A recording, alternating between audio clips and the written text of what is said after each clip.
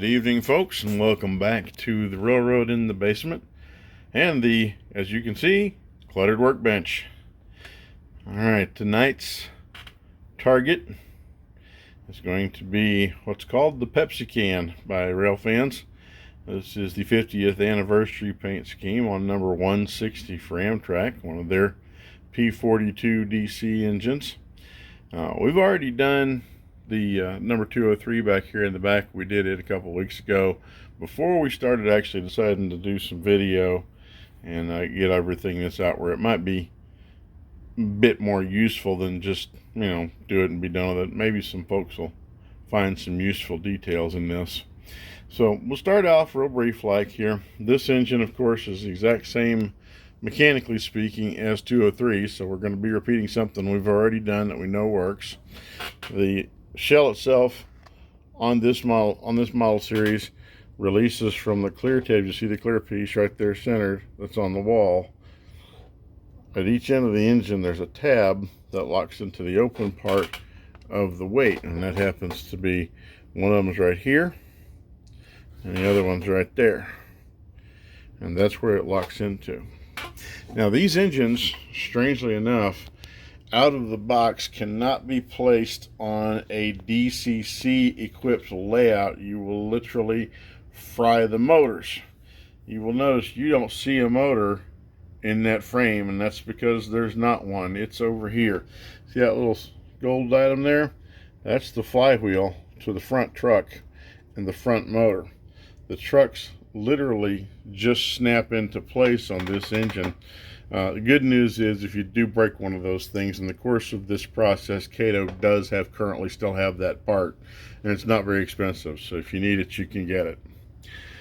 In this particular build we're going to use a PNP decoder from Soundtracks, one of their Tsunami 2s. This is the higher end decoder, get a little more depth in your sound that way. I thought I had a bigger one of these around, but this will work just fine for this engine. It's got a very good electrical footprint. So we'll have those two handy to put into this engine as well. We're also going to use Scale Sound System speakers, and because I don't think personally anybody in the market makes a better speaker for model railroad engines than Scale Sound Systems. And you'll notice we have two of them. Fit right into the holes in the engine like that. Very nice, very neat. And they do develop some very nice sound. This engine here has the same setup in it. Now, it does have one difference though. This one is actually set up with an economy decoder. So if you have a little budget concern to work about, get an economy. It does have all the same sounds as the engine in real life does. It has the correct GE prime mover in it, the same. In fact, the horn, the default horn on the economy is the K5LA anyway, and it's got all the lighting outputs. The lighting outputs are the same between both versions of the decoder. I just went for the higher one because I wanted some more depth in the next one. All right, this piece right here on the top is going to go away. We're going to get rid of it. This little piece right here, this little knob, is a switch that actually changes the light modes for DC operation only.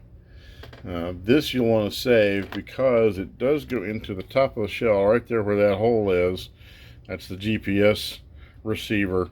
So you do want to save that piece and glue it in the top of that hole so you have the right details. You can see we did that on this one right here. There it is. Okay. Now here we've taken our first step, and this is getting the engine's motors out of the frame.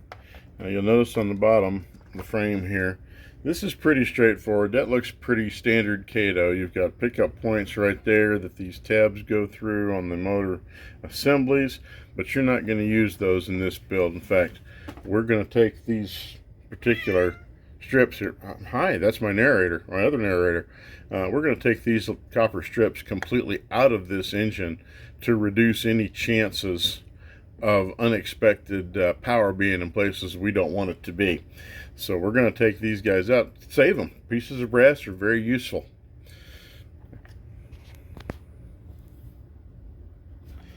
Now, the first step in isolating these coreless motors from the rest of the engine is simply getting the electrical shoes on the wires out of their installed positions from when you first set up. In the case of here's one with them pulled out already. You will notice you have a shoe on each wire. Here's what it looks like before you pull those out. And there's another critical to keep track of too.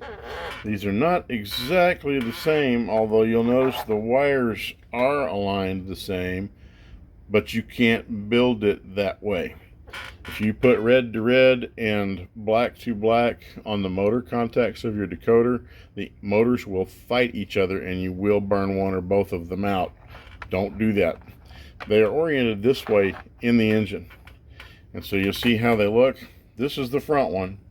And you can tell that even if you mix them up, because right there on the bottom, very conveniently, there is a nice big F right there with pointing you toward the end of that engine, which direction it goes. That'll help you stay oriented while you're doing your DCC conversion. Okay, the same is true for the back one. It's got a nice big R on it and an arrow pointing toward the back of the engine. Keep that in mind, because what happens when you do your wiring to your motor contacts, and on these P&P decoders, you're going to be wiring both motors to the same two contacts, but you're going to have the black meeting the red on this motor at one contact and the red on this one meeting the black on this one at the other contact. The good news is work with your front motor first, because the red does go to positive, the black does go to negative to go the correct direction. So when you attach the other one, you know to flip its colors and it'll go with it, because it'll be going this way when this one's going this way as well. So you'll have those lined up very nice and very neat. And your next step in the conversion is going to be to remove this board. So you take the two screws out, which we've already done here and here, and then you take this board and simply get rid of it. Now, you are going to keep the little GPS rig. You're going to keep that little thing right there. You'll have to take apart the switch to do it. You take that part apart and you glue it up into the top of your shell through that hole I showed you earlier, and that keeps the detail in place even though you're no longer going to have the switch there. Okay, here's the frame and the weight. The weight is the frame, quite truthfully. You will want to grind off these two places where the screws were mounted. Be careful not to lose these guys. These are the clips that not only hold your engine weight together, but they also have a spacer down in between there to help keep these apart. Now that won't be quite such a big deal, since we are going to have no pickup in the electrical for the from the trucks that doesn't go directly to the decoder and bypasses any contact with these weights at all. It's not even going to touch it. All right, now you see that we have taken one of the weights off of the plastic chassis. The chassis is plastic, which is somewhat odd, but it does work. And it unclips from 5 locations: 1, 2, 3, 4, and 5. Kato plastics are quite resilient, but still be quite careful about how you handle it and don't break any of those tabs off. So you can see them right here. There's 1, 2, 3, 4, and 5 tabs. If you break one, you're probably still going to be okay, but I'm a little bit of a perfectionist, so I don't want to break any of those off if I can at all help it. Now our next part here, this is that copper strip I was telling you, or brass strip I should say, that we don't want to leave in here because we don't want to have any chances of extra electrical contact in any form or fashion. So we're going to take this guy, and it just neatly lifts out, just like this. Right there, it's out. Keep it. This type of material is extremely useful. I tried making some pickups out for a passenger car, but it was a little too heavy for that. But still going to hang on to it because it's got plenty of use.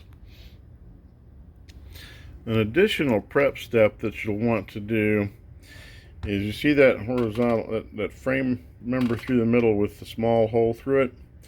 That is where your truck will rest once you have your engine reassembled. Due to the way we're going to run the wires through, it's a good idea to go ahead and drill a hole, it can be a little bit smaller, through that member, straight through. I actually used the casting mark right there where you can see the circle in the plastic. That's right next to that hole. Drill right through there, because that's a place you can run your run your wire leads for your motors back to your decoder. And that'll be a neater spot for you to do that. There's a little bit of creativity that has to happen with those wires. You can see here on this one how it's kind of ducked down in there. I'm trying to get the light good for you. There you go. It's not super simple. That's the heat shrink tubing that's on the joining point for those wires. But that does get it up in there, and it works pretty solidly. Here's how the back wound up. Yes, I added a little holder there because I wanted the truck to have the maximum possible flexibility, and that is of course completely invisible from outside when you have the train running. Okay, we'll continue here with our first bits of wiring on the trucks. At the moment I've got the pickup leads. These are soldered onto these tabs here. As a general rule of thumb, the way I like to do the P42s is to have the wires pointed toward the back of the motor, or I should say the wired end of the motor. It just works a little better going toward the center of the engine. And as a quick test on your solder joints to make sure they're strong enough, because they are a little bit tricky to get enough heat on that without melting the plastic, when you get your wire on there, pick up your truck by the wire. If it hangs okay and doesn't threaten to come off, you've got a good solder joint that'll last a good long time. So if it pops off, you know you need to redo it. Just be careful. Use a hot enough iron to get the job done quickly without having to hold it on there forever. Because when you have to hold it on there a long time, that's when you start getting into troubles with your plastics. Conversely, you can also take the truck apart if you want to. That's perfectly good. A lot of guys do that. I've got this tactic down, so if I can get it done this way and I don't have to take the truck apart, then I don't. Alright, now we have this truck completely wired. We have the two separate motor leads here that will allow us to hook the motor directly to the decoder without having any other interference. And we have our pickup leads here. Both spots, they're obviously overly long. You don't want to cut them too short when you're setting up. It's easier to trim later than go, oops, I got to add wire. This is the front truck. We can double check that, of course, looking on the bottom. There's our F and our arrow. We're going to reinstall that back into place, and I'll show you how the wires get routed to get up to the top. I moved the hole. I realized I told you the wrong spot on the previous video where to put the wires through. This is for the motor wires right here. Drill that spot right there for your motor wires, and you feed those through there. Your pickup wires will go on either side of it, so you'll be able to keep track of which side is which wire pretty easily. So I keep them black for that part.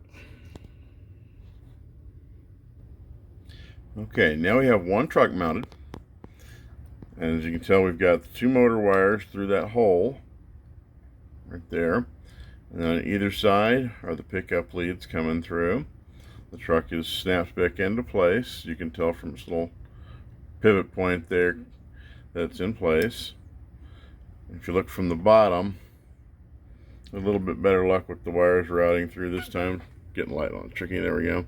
There's the motor routing through there.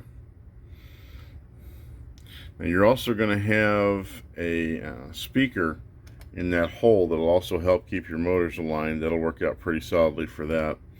The one other thing that's also noted is you've got your tabs here where you soldered your wires.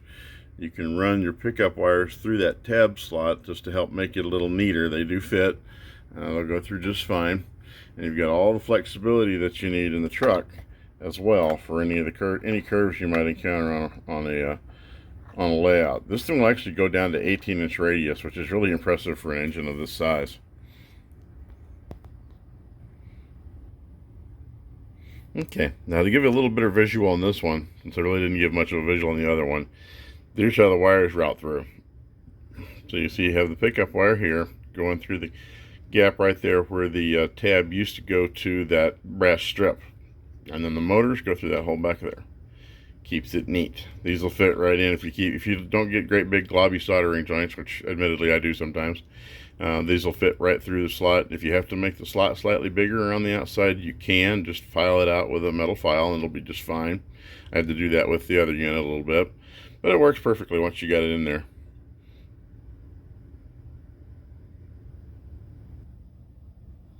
Okay, we now have both trucks installed, and we have all of our wires placed where you can see them pretty easily. The red and the black pair for the motors, and then the all black ones for the actual connections to the decoder. So our next step is going to be mounting the coder. Now, the first thing we'll do is we'll line this space between these two little brackets with some good old-fashioned blue carpenter's tape. I like that particular tape because it tends to grip and not degrade too badly over time. It makes a good insulator. It's easy to work with. Very simple overall. We will make sure that we have the decoder scooted back a little bit, because inside the shell we do have that little spot right there where we put the GPS detail right there on the top. And if you have that decoder too far forward, you can actually kind of bang into that and then have to shave it out. So we don't want to have to mess with that. So we're going to have that backed up as far as we can get it in the case. Also inside the shell, you'll note we've taken out the back lighting assembly.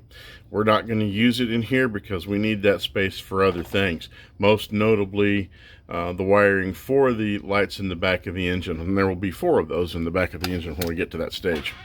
So now we'll go ahead and get the lining done on the top part of this assembly, and then we'll get our decoder mounted and continue from there.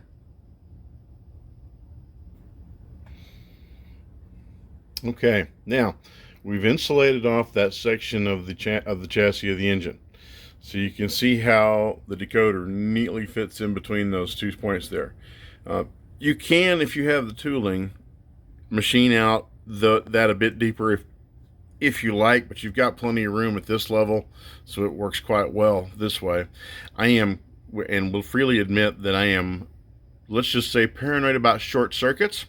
If you ever have a decoder go bad because you missed a contact point and lose $100 and something because of a short and at bad timing, then you will join that club too. It's just not a fun thing, so it's always good to just be very, very good with your mounting and make sure you've got no way for anything metallic to get in there and cause an issue with your decoder. So that's the way I line it with the plastic, or with the tape rather, excuse me. You will notice this plastic clip has gotten covered. That's because it's got these little guys just like this one, and these are actually now tapped in with a little E6000, so they just don't come loose anymore. So our next step, we're going to do 2 things at once here before we come back, and that is going to be to get the basic connections hooked up to the decoder and the speakers installed. So we'll have our sound and our initial motor test point ready to go here in just a few minutes. One last little detail to note is I cut a notch right here, and you'll notice the current keeper plug is right there. That's where I'm going to plug it in, because I'm going to put the current keeper down here. This space on the Kato P42s is big enough for a Soundtrack's current keeper 1. That's that big purple one they have. Fits into this space beautifully. I don't happen to have one on hand, so I'm going to use the KA1P that I have. I'll probably trade it out later. That won't be a very big deal, so we'll do that down the road. And we will continue on. Okay, basic motor and speaker wiring is now done. Now you'll note that we've got a couple of things that are different. This is one you got to pay particular attention to on this particular model.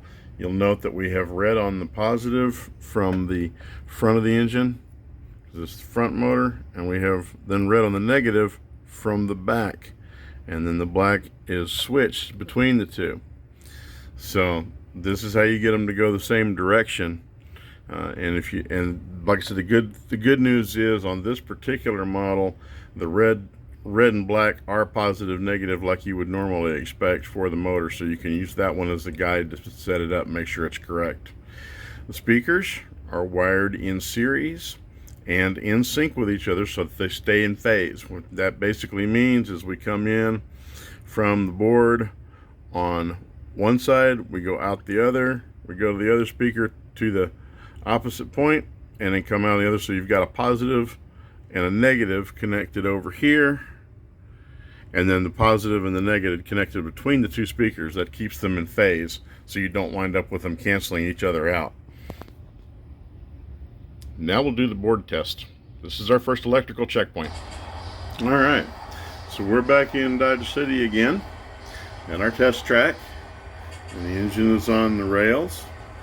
Double checked all of our connections again so we don't get any surprises like we did with the GP40, and everything looks pretty good. So let's put some power to it. Come back to our favorite switch. Nice blue light.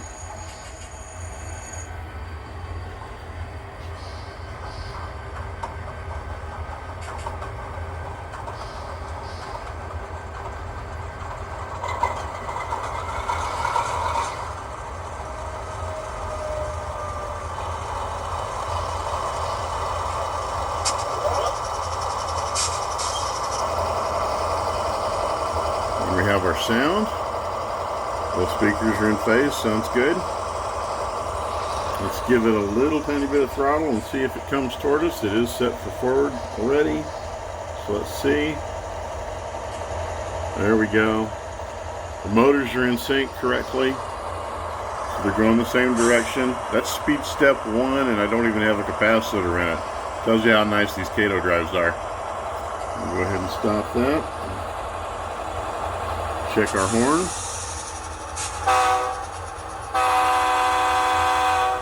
A5LA Amtrak. Okay. So our next step's now going to be starting to work on our lights. This one's quite entailed, and because we got a lot to do with that. There's going to be a total of 7, 8, 9, 11 lights go onto this particular unit. Quite a bit. Real quick, while I'm in the process of doing the lights, I want to show you something. See on the back of the engine here, if you look at the two center lights, you can see the difference between 2 millimeters on the left and the 1.8 millimeter diameter on the right. If you do that and you have a steady enough hand, you can get that shaved out, and what it basically winds up happening is simply makes your light frame look a little finer. I tend to silver those just a bit for light housing, so I'll do that on this one as well once it's done. But there's your visual difference between the two. Okay, I want to show you a little bit of the inside work that goes on with the lights before we actually get to the mains. We got the backup light here. That's the light tube for it. I've got a somewhat constructed and adhesively put together business there with a flat, one of the 2 mil LEDs with the lead stem ground off of it. And I've done something similar with this one, which lights up the front number board as well. We did this on 203 and it works very well in that engine, so we're going to continue with it on this one. Then our next steps back here in the back, we'll do the regular lights in the back for the two outputs back there. But then on the back of it, to show you, you'll notice the outboard lights, if I can get it to focus real quick, the outboard lights there on either side of the 160s. Those are actually replaced now with 1 millimeter glass beads that will serve as lenses for the backup lights on the engine. Okay, we're well into creating our lights for this build, and we've done our headlight harness here. As I usually do, I paint these in silver. I'm going to clean the paint clear off the ends. You want to be able to see that little LED down in there, that yellow bit. A little hard to get that to focus because that's really close, but you can paint these guys to do light blocking. A side note, experienced modelers may already know this, you cannot paint light tubes, plastic light tubes. If you paint them, suddenly don't carry light anymore. It's really kind of an odd scenario, but I think it has something to do with how the paint reacts with the outside of the plastic. So just kind of keep that little thing in mind. So we're now going to get the lights installed into the shell. It's at this stage that things start to get a little bit crazy. So at this point you can see we have well, a lot of wires. We have headlights, we have ditch lights, we have the backup lights in the front, and we have the number board in the front. It's not spaghetti in there. Believe it or not, it kind of all makes sense. The red wires all go to a single connection, and all the black ones go to spots that are going to be controlling the functions. Some of them go together. We've made pairs where we could, knocked down a couple of wires here and there. The ditch lights share a common red. The blacks go to two different functions in order to get the wigwag effect. We've got one light doing both backup effects with the light tube. We've got another one doing the front number board, and I've still got to add two more after I check these guys that go into the back for the backup light, or the tail lights on the back of it, the actual red lights that go there. So I'm going to give these guys a quick manual test to make sure everything lights, and then once that's done, we're then going to go double check our connections on the board, get them all together, and hopefully be able to wrap this one up and have it all done. Okay, that has taken some time, but here we have everything wired up except for the capacitor, which I did actually find another full-size one, so I don't have to use the little one, which is great. So I got a full-size one there I can use, and we'll tuck that in over here after we've tested everything else. And all the lights are in, all the speakers are in, all that looks like spaghetti. That's actually, as you know, in order to be able to get into it and do anything later, it's really about as neat as it can get. I've tried to keep everything bound together as much as possible, but it's, when you get that many wires going, unless you're doing really fancy wire management, it's still going to look a little like spaghetti. So, anyhow, we're going to get her all assembled and go test or get the shell part way on and go test all the lights and see how they work. Alright, now despite that huge pile of wiring, Kato did build enough space into this thing that it actually closed and didn't really give me any trouble closing either. So it actually went together just fine. The next question mark, and I've got to get into it once more because I've got to put the ladders on, I've got to put the cap in, and then I can program it. But this is the light, this is the last electrical test before it's ready to run, basically. So we're going to check all that good stuff now. First off, we'll do is turn it on.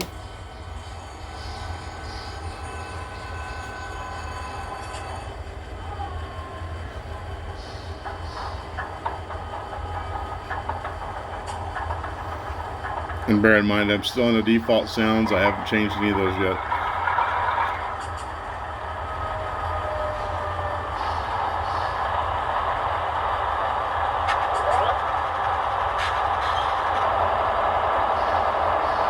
Okay, we have sounds. Now, let's check all the fun stuff. Do we have headlight? We have headlight. At the same time, that one comes on. We get the reds in the back. Those are working. Okay. Now let's check our ditch lights. We have ditch light 1 and 2. Those will get programmed into the horn to do wigwag. They're not in there yet. And lastly, our number board. Okay, all the lights are going. Looks good. Let's flip it into reverse. The reds come on, the main headlight goes off. We go around to the back. The reds are off, and the backup light's on. And so's the back cabin. There's actually a control stand back there in the real ones, believe it or not. I do not recommend this as a first time for anyone just getting into DCC. This one has a lot to do. And it has a lot of effort in it. But it certainly does work, and it certainly does look good.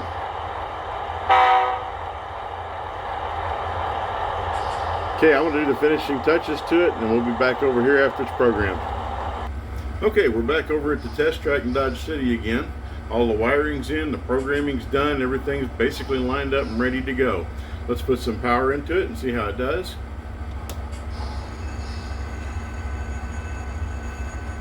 Some other background noise, of course, but you should be able to hear it get started.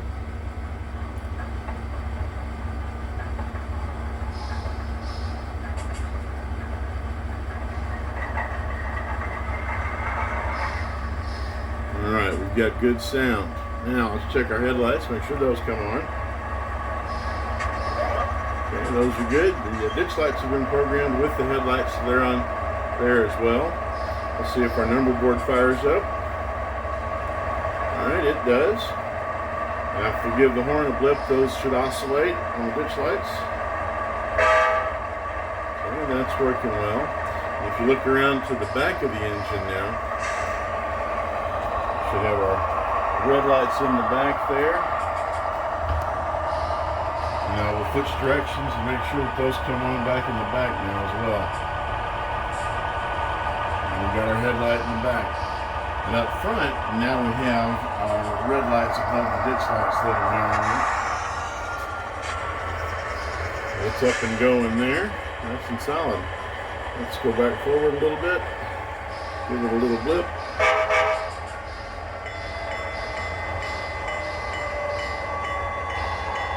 Nice and smooth. Flip it back into reverse, back off a bit. These Katos are actually kind of quick. That's only speed step 2. Well, there we are. 160 is all complete at this point. If you stayed with us this long, we do appreciate you watching the video. Please like, subscribe, and share. Until such time as we see you again on the rails, have fun, be safe.